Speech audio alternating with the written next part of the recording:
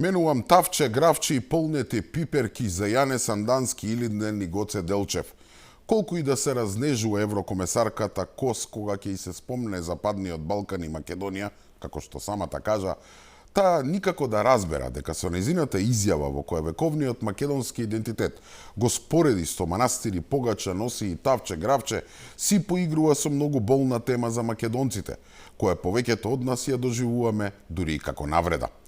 Откако ни го здипли ајварот, сега словенката ни раскажува приказни како тоа идентитетот никогаш не можел да биде предмет на политичко одлучување, туку тоа било нешто што го носиме во нашите души и нашите срца. Идентитетот, како што вели таа, е како се чувствуваме, како ја чувствуваме нашата татковина и како се грижиме за нашата традиција. И се тоа би било во ред доколку ете зборуваме за таму си некоја скандинавска држава, а не за Македонија, која е постојано на удар, те од грци, те од бугари, те од албанци, те од срби.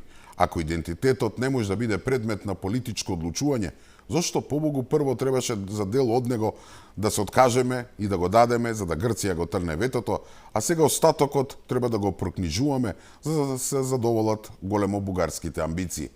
Ева нека помогне еврокомесарката извештајот на Вајц да помине таков како што е, со терминот вековен македонски идентитет и јазик. Нели, ако за такво нешто не може политички да се одлучува, тогаш зошто воопшто би се водела толкова дебата по притисок на Бугарија? Според нејзината логика, користењето на овој термин не би требало да биде проблем за Бугарија. Но гледаме дека не е така. Гледаме дека Бугарија го бара токму спротивното. Со додавањето на термините како модерен или современ, пред идентитетот и јазикот, тие се обидуваат токму тоа, политички, да извршат инженеринг со кој на хартија би се избришала нашата историја и идентитет.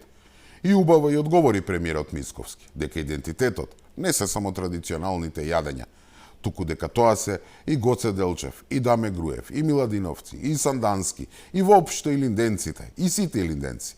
Така што, господја Кос, идентитетот се и јазикот, културата, историјата и нацијата.